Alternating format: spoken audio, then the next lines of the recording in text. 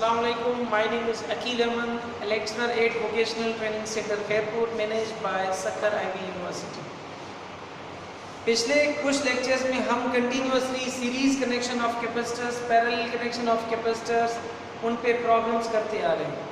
लेकिन हमने अगले लेक्चर में ये किया था, जो प्रीवियस लेक्चर था, प्रीवियस लेक्चर था हमारा, उसमें हमने किया था सीरीज कनेक्शन ऑफ कैपेसिटर्स। उसमें हमने आपको बताया था कि जो ओपन सर्किटेड कैपेसिटर हो या शॉर्ट सर्किटेड हो तो उसको हम कैलकुलेट नहीं करते कैलकुलेशन में। क्यों नहीं करते, मैंने आपको रीज़न बता दिया था। अब ये जो सर्किट डायग्राम्स हमने ड्रा किए हैं वो पैरेलल कनेक्शन ऑफ कैपेसिटर्स हैं। पैरेलल हम कैसे एनालाइज करेंगे, इसकी एनालिसिस मैंने आपको पहले भी बता दी थी कि जो पॉजिटिव टर्मिनल्स है वो पॉजिटिव के साथ कनेक्ट होंगे और नेगेटिव टर्मिनल्स नेगेटिव के साथ कनेक्ट होंगे या सेम टर्मिनल आपस में कनेक्ट होंगे। देखिए ये कैपेसिटर का जो अपर टर्मिनल आपस में कनेक्टेड है और इसका लोअर टर्मिनल आपस में कनेक्टेड है। ये इसी को कहते हैं पैरेलल कनेक्शन। और ये वाली कनेक्शन भी कुछ ऐसे ही है। अब इसको अगर हम देखें, हमने पहले पैरेलल कनेक्शन की थी, इसमें हमने सेम वैल्यूज रखे थे। यहाँ पर हम कैपेसिटेंस के डिफरेंट वैल्यूज रख रहे हैं। देखिए कैपेसिटेंस जो पैरेलल में होगी उसका हमने फार्मूला पहले ड्राइव किया था कि जो टोटल कैपेसिटेंस हम फाइंड करेंगे वो C1, उस इंडिविजुअल कैपेसिटेंसेस को आप ऐड करते जाएंगे। यहाँ पर देखिए 3 कैपेसिटर्स हैं, तो टोटल कैपेसिटेंस इन तीनों कैपेसिटेंसेस की एडिशन होगी C1 + C2 + C3। अब इसमें देखा जाए जो C1 दिया हुआ है वो 2 माइक्रोफैरड है, C2 दिया हुआ है वो 4 माइक्रोफैरड है, C3 दिया हुआ है वो 6 माइक्रोफैरड है। अब सिंपली आप ऐड करेंगे, जैसे आप अर्थमेटिक्स में एडिशन करते हैं, 2 + 4 + 6, 6 + 4 10, 10 + 2 12 माइक्रोफैरड। ज़हन में रखें जो फैरड है वो कैपेसिटेंस का यूनिट है। अगर आप कैलकुलेशन सही कर रहे हैं और यूनिट आप गलत दे रहे हैं, ये भी गलत हो जाएगा, तो आपको ये देखना होगा।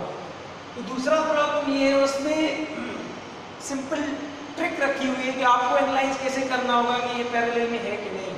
जैसे पिछले लेक्चर में हमने आपको बताया था कि जो शॉर्टेड कैपेसिटर होगा वो कैपेसिटर हम काउंट नहीं करेंगे क्योंकि वहाँ से करंट फ्लो ही नहीं करेगा, क्योंकि करंट हमेशा वही पाथ फॉलो करता है जो लेसर रेजिस्टेंस वाला पाथ हो, जहाँ पर उसको रुकावट कम से कम होगी। अब यहाँ पर देखिए जो शॉर्टेड पाथ होगा, जहाँ से हम शॉर्ट करेंगे वो करंट उसी पाथ से जाएगा, बिकॉज शॉर्टेड पाथ मीन्स कि वहाँ पर रेजिस्टेंस बहुत कम हो गई। रेजिस्टेंस बहुत कम और करंट ज़्यादा फ्लो करता है तो वो करंट भी वही पाथ फॉलो करेगा ना, क्योंकि जब आप किसी भी सर्किट के पाथ की रेजिस्टेंस बहुत कम कर रहे हो, it means lesser the resistance more the current will be flow, क्योंकि करंट और रेजिस्टेंस शुरू से हम सुनते आ रहे हैं इन्वर्सली प्रोपोर्शनल है। अब देखिए यहाँ पर ये इसका पहला वाला टर्मिनल इसका और इसका आपस में कनेक्टेड है और ये वाले टर्मिनल आपस में कनेक्टेड है। ये तो एनालिसिस होगी कि यहाँ पर ये पैरेलल में है। यहाँ पर देखिए यहाँ पर 2 कैपेसिटर्स अलग से दिए हुए हैं। अब अगर आप उसको देखें गौर से, लेकिन यहाँ पर शॉर्टेड किया गया है इस पाथ को। शॉर्टेड का मतलब है कि करंट तो यहाँ से जाएगा क्योंकि उसकी बहुत कम रेजिस्टेंस होगी, यहाँ से और इसमें इस कैपेसिटर में करंट जाएगा ही नहीं, बिकॉज हमने इसको शॉर्टेड पाथ कर दिया। हाँ, अगर हमने यहाँ पर कोई एक कैपेसिटर इसकी तरह दे दिया होता तो ये शॉर्टेड नहीं होता। शॉर्टेड मीन्स हमने यहाँ पर इन पॉइंट्स को मिला दिया, बीच में कोई एलिमेंट नहीं दिया, उनको पाथ को शॉर्ट कर दिया। शॉर्ट करने की वजह से यहाँ पर रेजिस्टेंस बहुत कम हो जाएगी, तो रेजिस्टेंस बहुत कम हो जाएगी तो करंट बढ़ जाएगा। तो हम यहाँ से जो करंट जाना था यहाँ पे तो वहाँ पे नहीं जाएगा, सीधा यहाँ से जाके यहाँ आ जाएगा, क्लोज पाथ बनाएगा। क्योंकि शॉर्टेड पाथ का मतलब ये होता है कि वहाँ पर करंट बहुत ज़्यादा फ्लो करता है, क्योंकि वहाँ पर रेजिस्टेंस बहुत कम होता है। तो सिंपली 3 कैपेसिटर्स यहाँ पे समझे पैरेलल में कनेक्टेड है, ये हम कैलकुलेशन के काउंट नहीं करेंगे। अब इसमें क्या होगा, देखिए ये पैरेलल में है तो पैरेलल में यहाँ पर सिंपली हम ऐड करेंगे C1 10 माइक्रोफैरड, C2 12 माइक्रोफैरड और C3 20 माइक्रोफैरड।